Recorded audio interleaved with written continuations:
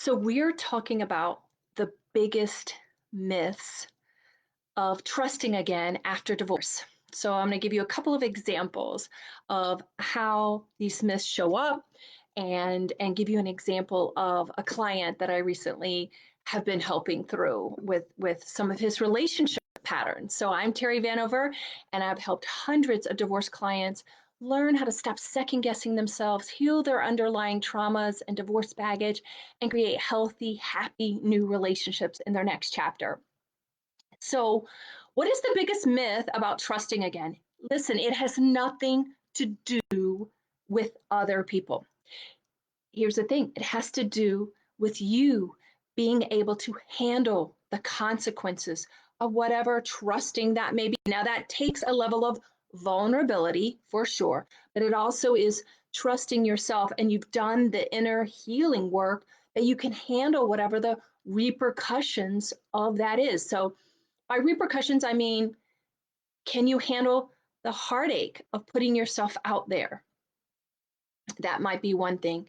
Can you handle seeing the red flags and not minimizing them, not dismissing them? Because I think that's one of the biggest things I see with people pleasers and nice guys, where they see those red flags, they see the things, and then they just, oh well, they rationalize them out, talk themselves out.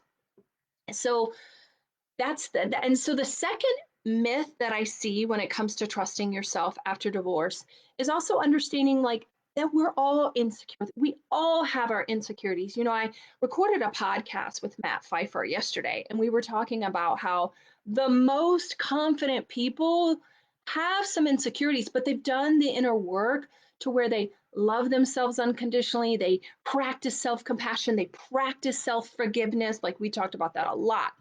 And so we understand and accept, and we're human and we love ourselves despite that, and we're willing to love others and have others love us even with our flaws. We don't have to change who we are necessarily. We can grow and be better versions of ourselves, but we accept who we are and we love ourselves. And so those are the two biggest things when it comes to trust. You have to be able to trust that you can handle whatever setting those boundaries mean. So let me give you a really good example of this. So I had a client that came to me after he went through a breakup.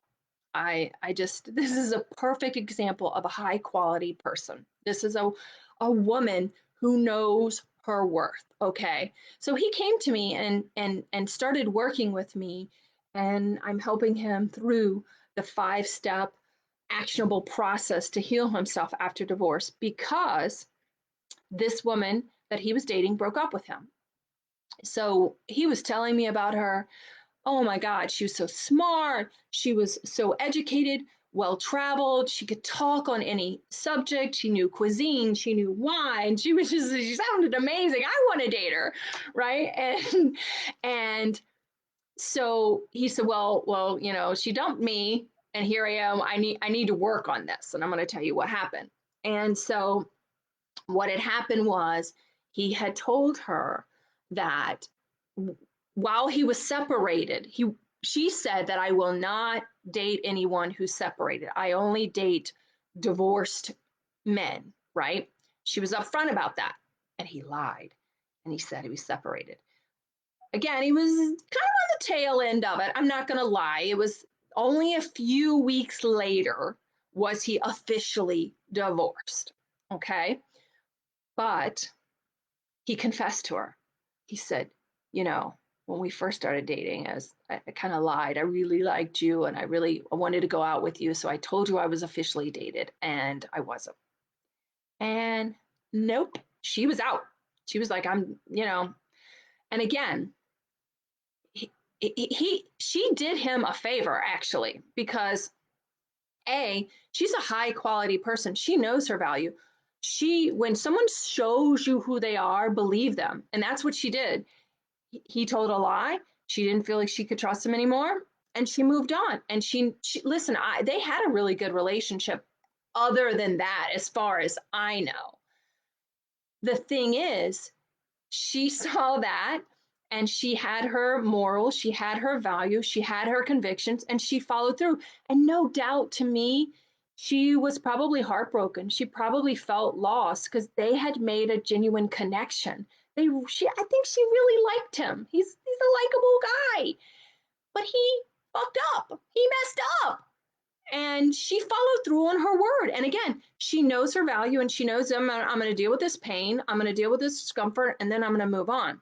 I know better. And again, I think the other thing is I know what my values are. And rather than being a woman who's a data collector, y'all know my data collectors, right? That like they got to keep seeing those red flags, keep seeing those signs. Well, how much data do you need until you like actually believe that this person is who they say, or they're showing you? So she's not a data collector. She saw that sign and was like, I'm out, right? So the other thing is, y'all, she did him a favor by doing that. He said, you know what? I am no longer going to people please. I'm not going to tell these little white lies to get people to like me. I'm going to stop doing that. I'm going to start being honest. I'm going to start being a man of integrity. And so he started working with me. He started working on himself and really doing the hard inner work to becoming a better man. So she did him a favor, and it's a hard lesson sometimes. And so that's what you have to be. You have to be a person of your word. You have to be a person of integrity. And it's not always easy. Sometimes it fucking sucks, but it's worth it. And it's worth it to those around you.